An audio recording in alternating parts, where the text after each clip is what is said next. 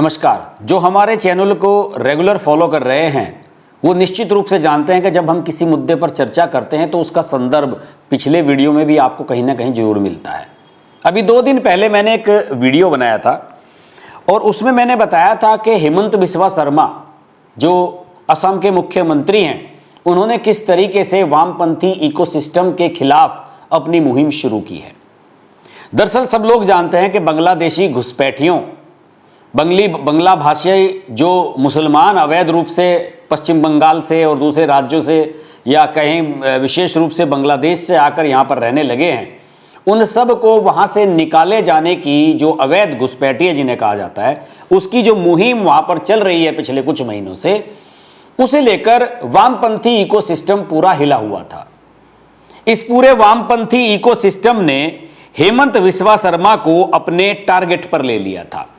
अभी मैं बताऊं कि इन सब लोगों ने मिलकर एक 7 सदस्यीय टीम बनाई, सारे वामपंथियों ने, और ये 7 सदस्यीय टीम गई असम में ये देखने के लिए कि वहां पर जो घुसपैठियों के खिलाफ ड्रिल चल रही है वो किस तरह से चल रही है। आप जानते हैं, मैंने पिछले वीडियो में बताया था, 2 दिन पहले का शो है जो रात का हमारा, उसमें मैंने बताया था कि 2 डिस्ट्रिक्ट में कहीं 300 बीघा जमीन, कहीं 325 बीघा जमीन अवैध कब्जों से मुक्त कराई गई है, जिन पर बांग्लादेश से आकर ये अवैध घुसपैठिए बरसों बरस से रह रहे थे और उन जमीनों को मुक्त कराया जा रहा है और इन सबको वहां से भगाया जा रहा है। हजारों की संख्या में वहां से भगाए गए हैं, ये फैक्ट है। लेकिन ये जो लोग हैं, ये कथित वामपंथी जो लॉबी है इस देश की, ये इस देश में कुछ भी अच्छा काम नहीं होने देना चाहते। ये चाहते हैं कि पाकिस्तान से अलग हो जाने के बाद भी भारत के अंदर हर हिस्से में एक मिनी पाकिस्तान बना रहे, जो समय समय पर इनकी कुंठाओं को तुष्टि दे सके, संतुष्टि दे सके। और ये वजह, इसका सबसे ज्यादा प्रभावशाली जो क्या कहना चाहिए कि रिएक्शन देखने को मिला वो 2014 के बाद से नरेंद्र मोदी वाली सरकार बनी और उसके बाद से ये सारा वामपंथी इकोसिस्टम छिन्न भिन्न होना शुरू हो गया है। और मैंने ये भी बताया है कि इस वामपंथी इकोसिस्टम को उस तरीके से अभी सरकार खत्म नहीं कर पाई है जितने की आवश्यकता है। अब देखिए, एक बहुत उदाहरण बताता हूं मैं आपको।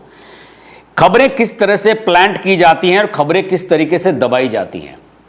द बंगाल फाइल्स एक फिल्म आ रही है विवेक अग्निहोत्री की, आप सब जानते हैं। उन्होंने इससे कश्मीर फाइल्स और वैक्सीन वार बहुत बढ़िया बेहतरीन फिल्में बनाई हैं, ताशकंद फाइल्स, और उसमें बड़े बड़े खुलासे किए हैं और एक तरीके की खोज परख फिल्म पत्रकारिता जिसे कह सकते हैं वो उन्होंने दिखाने की कोशिश की है। पुरानी किस्से निकाले गए हैं, पुरानी फाइल्स के पन्ने निकाले गए हैं। द बंगाल फाइल्स जो फिल्म बनी है, बताते हैं कि 18,000 पन्नों की रिसर्च उस पर की गई। विदेशों में कई फिल्म फेस्टिवल में इसको बड़ी तारीफ मिली है। अभी ये भारत में रिलीज होने वाली है और इसका ट्रेलर लॉन्च होना था। कोलकाता में एक कार्यक्रम रखा गया था, क्योंकि बंगाल से रिलेटेड है तो कोलकाता में कार्यक्रम रखा गया था। ये लगभग 10-12 दिन पहले की बात है। वहां पर उस कार्यक्रम को पश्चिम बंगाल की पुलिस ने नहीं होने दिया। वहां पहुंचे और उस कार्यक्रम को बाधित कर दिया गया, उस कार्यक्रम को डिस्टर्ब किया गया।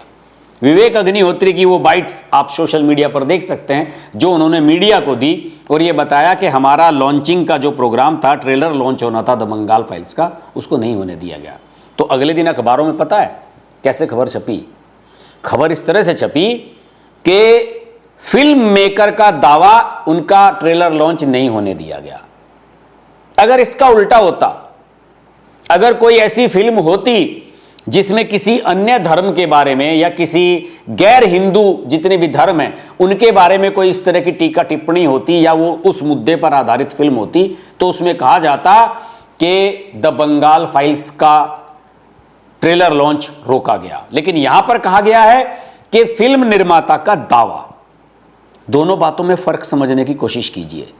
हमारा जो वामपंथी इकोसिस्टम मीडिया के अंदर घुसा हुआ है वो किस तरीके से चीजों को मैनेज करता है। खैर, बंगाल फाइल्स के बारे में किसी और दिन बात करेंगे। आज असम के बारे में बात कर रहे हैं। तो मैंने आपको बताया कि एक 7 सदस्यीय प्रतिनिधि मंडल बनाया गया, एक टीम बनाई गई और उस टीम के सदस्य कौन थे? पूर्व आईएएस और राज्यसभा के पूर्व सांसद जवाहर सरकार, पूर्व चीफ इंफॉर्मेशन कमिश्नर वजाहत हबीबुल्ला, चेयरपर्सन वुमेन्स कमीशन की पूर्व सैयदा हमीद, पूर्व आईएएस और नंबर 1 के वामपंथी एक्टिविस्ट, पिछले वाले वीडियो में इनके बारे में बहुत कुछ बता चुका हूं मैं, हर्ष मंदर, प्रशांत भूषण, सुप्रीम कोर्ट के वकील नंबर 1 के वामपंथी, और एक रिसर्चर हैं एपीसीआर के फवाज शाहीन। इन सब लोगों की टीम वहां पर गई। इनके साथ एक रिसर्चर और भी है, रितंबरा मनुवी। इन सब लोगों की टीम को भेजा गया असम में। उनसे यह कहा गया, किसने भेजा, किसके माध्यम से भेजा मुझे नहीं पता, लेकिन इनको वहां पर भेजा गया और कहा गया कि आप जाइए कि असम से जो मुसलमानों को भगाया जा रहा है उस पर आपकी रिपोर्ट क्या है। ये 23 और 24 अगस्त को असम के गोलापरा और कामरूप जिलों में गए और वहां जाकर इन्होंने घर घर जाकर लोगों से ये बताने की कोशिश की, उन्हें ये समझाने की भी कोशिश की कि भाई आपके रिश्तेदार तो वहाँ हैं, आपके रिश्तेदार वहाँ हैं, आपकी नागरिकता बची रह सकती है, आप ऐसे बच सकते हैं, आप यहाँ की नागरिकता भी ले सकते हैं। मतलब उनको पूरी पट्टियाँ पढ़ाई गई।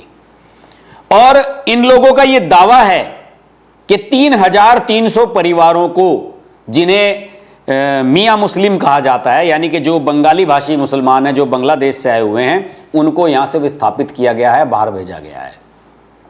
अब ये तो हो गया कि फैक्ट फाइंडिंग कमेटी गई। आपको याद होगा कि जब मणिपुर में दंगा फसाद चल रहा था, जातीय दंगे चल रहे थे, तब भी एक संपादकों का प्रतिनिधिमंडल वहां गया था, पता नहीं किस अधिकार से, कि साहब हम उसकी फैक्ट फाइंडिंग करके लौटेंगे। कोई सांसद वगैरह तो जाने के लिए तैयार नहीं है, लेकिन ये लोग जाने के लिए तैयार है। वामपंथी इकोसिस्टम के सारे ये पार्ट हैं। तो अब हुआ ये कि वहां से जो टीम लौट कर आई है वो क्या फैक्ट फाइंडिंग लाइक, उसकी चर्चा तो होनी चाहिए। तो मंगलवार को, यानी कि कल 26 अगस्त को, दिल्ली का कॉन्स्टिट्यूशन क्लब, जो पिछले दिनों राजीव प्रताप रूडी और संजीव बालियान की लड़ाई की वजह से चर्चाओं में रहा था, वहां पर एक कार्यक्रम का, एक सेमिनार का आयोजन किया गया। उस सेमिनार इस तरह से रखी गई, उसका जो आयोजन किया गया वो किया गया association for protection of civil rights. ये कोई सोसाइटी है, ये सब वामपंथियों के हथकंडे हैं इनके चलाने के। और ये बताया जाता है कि इससे तासीन हुसैन जो प्रेसिडेंट हैं ABMSU के, इम्तियाज हुसैन वर्किंग प्रेसिडेंट हैं AAMSU के, और दिल्ली यूनिवर्सिटी के प्रोफेसर अपूर्वानंद, आपने देखा होगा सफ़ेद वालों वाले वामपंथी हैं, अलग अलग चैनलों पर, टीवी चैनल्स पर और अलग अलग कार्यक्रम में आप देखेंगे, उनके विचार सरकार विरोधी आपको मिल जाएंगे। इसमें ये जो 7 के 7 सदस्य मैंने गुनाए थे जो गए असम में, उनको तो बुलाया गया था। इसमें 3 स्पीकर के रूप में 3 लोग बुलाए गए। जस्टिस इकबाल अंसारी, जो पटना हाई कोर्ट के चीफ जस्टिस रहे हैं कभी, जस्टिस अंजना प्रकाश पटना हाई कोर्ट की जज रह चुकी हैं, और गोपाल के पिल्लई जो पूर्व गृह सचिव रहे हैं भारत सरकार के। और आयोजक इस इवेंट के थे कारवां मोहब्बत। मोहब्बत हर जगह लेकर के आते हैं। इसलिए मैं कहता हूं कि राहुल गांधी जो आजकल एजेंडा चला रहे हैं, वो मोहब्बत की जो दुकानें खोलते हुए घूम रहे हैं राहुल गांधी, वो सब वामपंथियों के सिखाए हुए तौर तरीके हैं जिस पर राहुल गांधी आजकल काम कर रहे हैं। तो खैर ये एक विचार गोष्ठी शुरू हो गई। प्रशांत भूषण ने इसमें कहा कि हेमंत बिस्वा शर्मा कानून की परवाह नहीं करते और ज़मीनें खाली कराकर वो ज़मीनें बड़ी बड़ी कारोबारियों, इंडस्ट्रीज़, फैक्ट्रियों को दी जा रही हैं। एक सीमेंट बनाने वाली बहुत बड़ी कंपनी वहाँ फैक्ट्री लगाने जा रही है और बंगाली मुसलमानों को टारगेट किया जा रहा है। सैयदा हमीद हैं, उनके वीडियोस तो आपने पहले भी देखे होंगे, इस तरह के वीडियोस वो समय समय पर मीडिया के सामने बयान देती रही हैं। उन्होंने कहा कि बांग्लादेशी शब्द को एक श्राप बना दिया गया है, कर्स बना दिया गया है, और उसको लेना भी बड़ा जुल्म हो गया है और उसकी आड़ में मुसलमानों पर जुल्म किया जा रहा है। बात यह है कि इस हॉल के इंतजामकार हमसे ये कह रहे थे कि हमें लगा कि ये आपके ही आदमी हैं और इसलिए हमने इनको नहीं रोका। तो जो आप असम में देख रहे हैं उसका एक एक्सटेंशन आपने दिल्ली में देखा अभी कॉन्स्टिट्यूशन क्लब में, और ये हिंदुस्तान की कॉन्स्टिट्यूशनल अथॉरिटीज ने किया, एक जिंदा मुजाहिरा। और इसके साथ आपने एक और चीज देखी, वह था मेन स्ट्रीम मीडिया की या बिग मीडिया की इस मीटिंग में दिलचस्पी, जो कि इस मीटिंग में दिलचस्पी नहीं थी बल्कि कुछ और था, और इसलिए भीड़ के साथ वो बड़ा मीडिया भी बाहर चला गया। और इससे आप उस गठजोड़ को समझ सकते हैं जो इस बड़े मीडिया और इस हिंदुत्ववादी भीड़ का है। और यह गठजोड़ अब पूरे हिंदुस्तान में काम कर रहा है और यहां यह बहुत साफ था। इस बड़े मीडिया की कोई दिलचस्पी नहीं थी कि असम की यह रिपोर्ट क्या है, असम के लोग क्या कह रहे हैं, बल्कि यह बड़ा मीडिया और भीड़, यह हिंदुत्ववादी भीड़, ये दोनों साथ यहां पहुंचे थे और साथ ही बाहर चले गए। हिंदुस्तान में जो हिंसा हो रही है उसे कौन भड़का रहा है, या कम से कम आज इसका जिंदा नमूना हम लोगों को दिखलाई पड़ा। तो ये सब विचार विमर्श अभी चल ही रहा था। 3 या 3:30 बजे ये कार्यक्रम शुरू हुआ था कि 4 बजे के आसपास 30-35 लोग यहां पर घुस गए।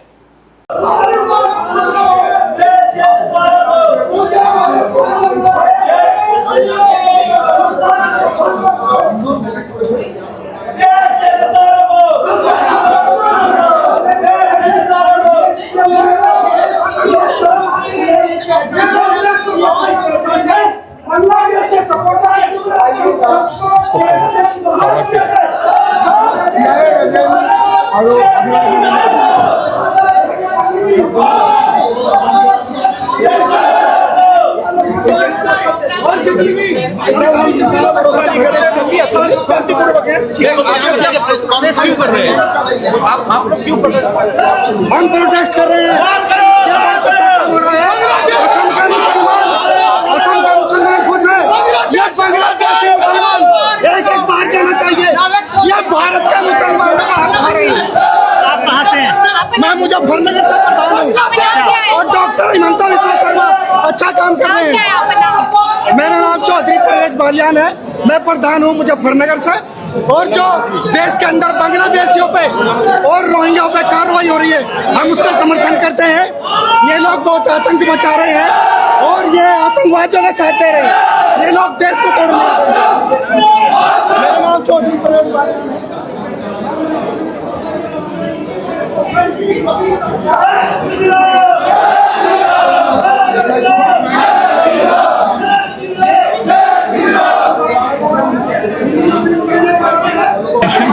गुंडागर्दी के लिए परमिशन कार्यक्रम करने के लिए दिया गया है पुलिस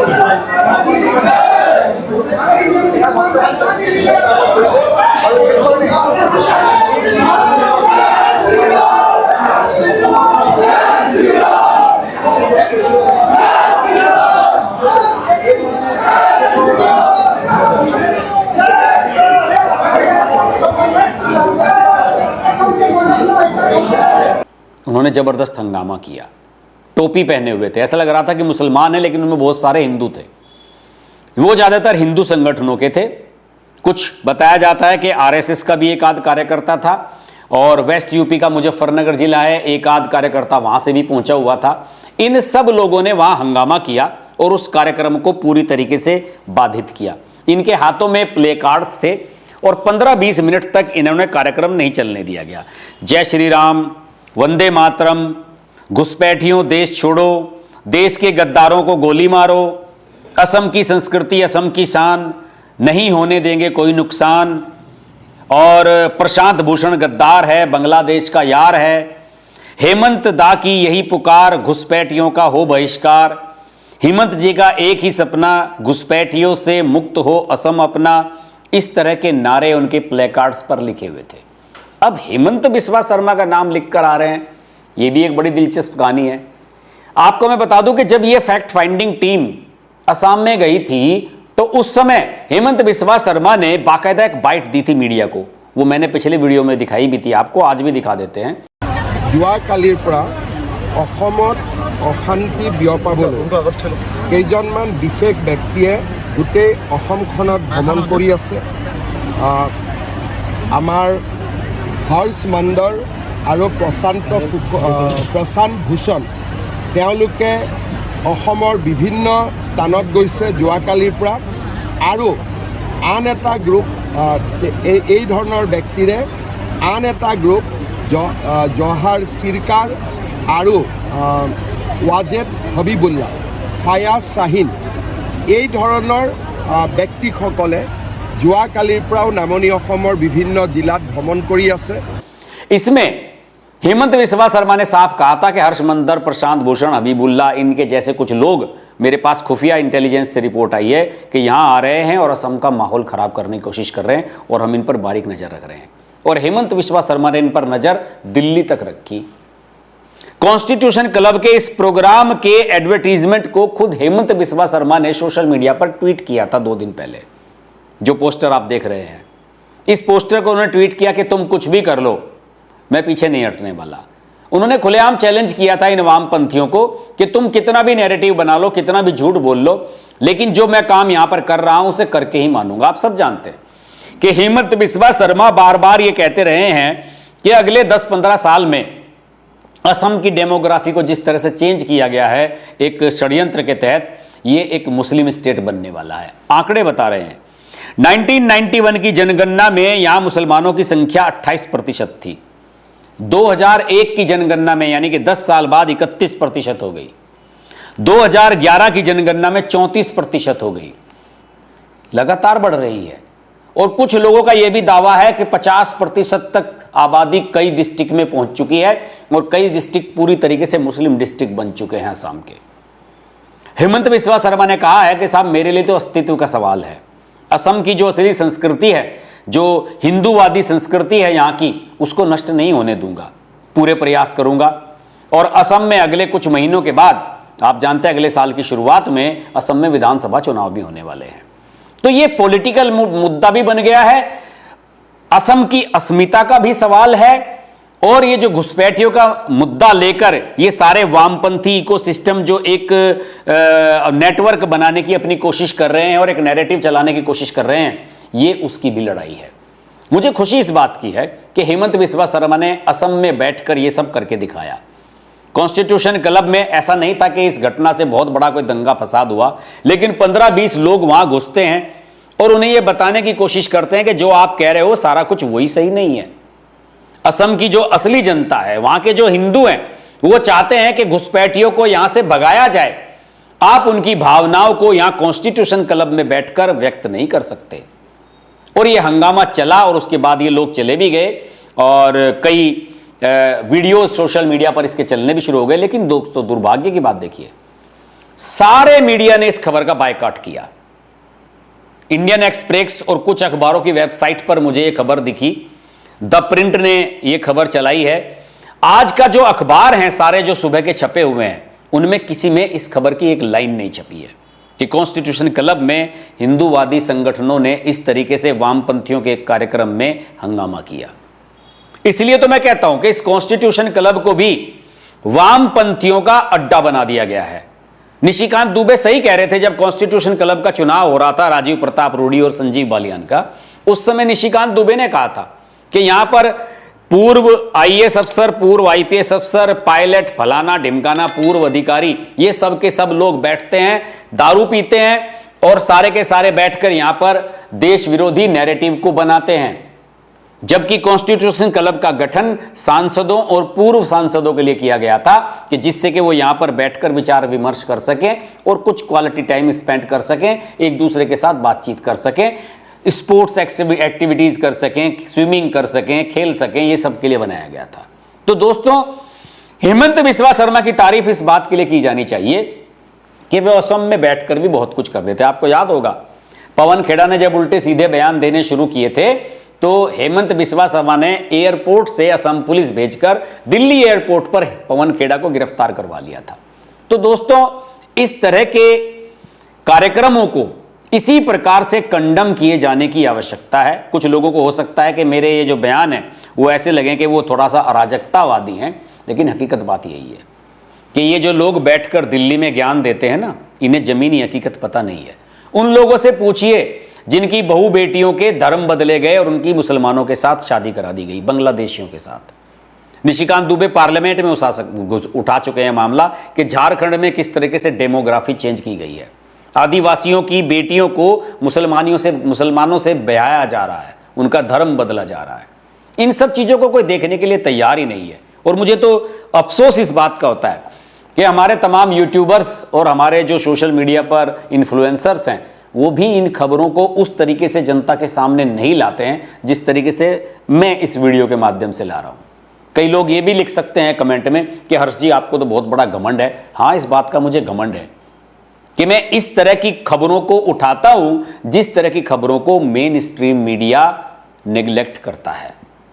तो आप भी इस वीडियो को देखिए, आपने सारी क्लिप्स इस वीडियो में देख ली होंगी, तो मैं आशा करता हूं कि आप सब लोग इस मुद्दे को समझ रहे होंगे। देश में इसी की आवश्यकता है। इन गलत नैरेटिव बनाने वालों को इसी प्रकार सबक सिखाया जाना आवश्यक है। मैं तो गनीमत मानता हूं कि ये लोग बीच में चले गए, ये कार्यक्रम होने ही नहीं देना चाहिए था। आज की वीडियो में इतना ही। वीडियो अच्छा लगे तो लाइक करें, शेयर करें। चैनल को अभी तक सब्सक्राइब नहीं किया है तो सब्सक्राइब कीजिए, नोटिफिकेशन का बेल आइकन प्रेस कीजिए और जुड़े रहिए हमारे साथ। नमस्कार। अगर आपको हमारी वीडियो पसंद आई तो वीडियो को लाइक करें, चैनल को सब्सक्राइब करें और नोटिफिकेशंस के लिए बेल आइकन को प्रेस करें।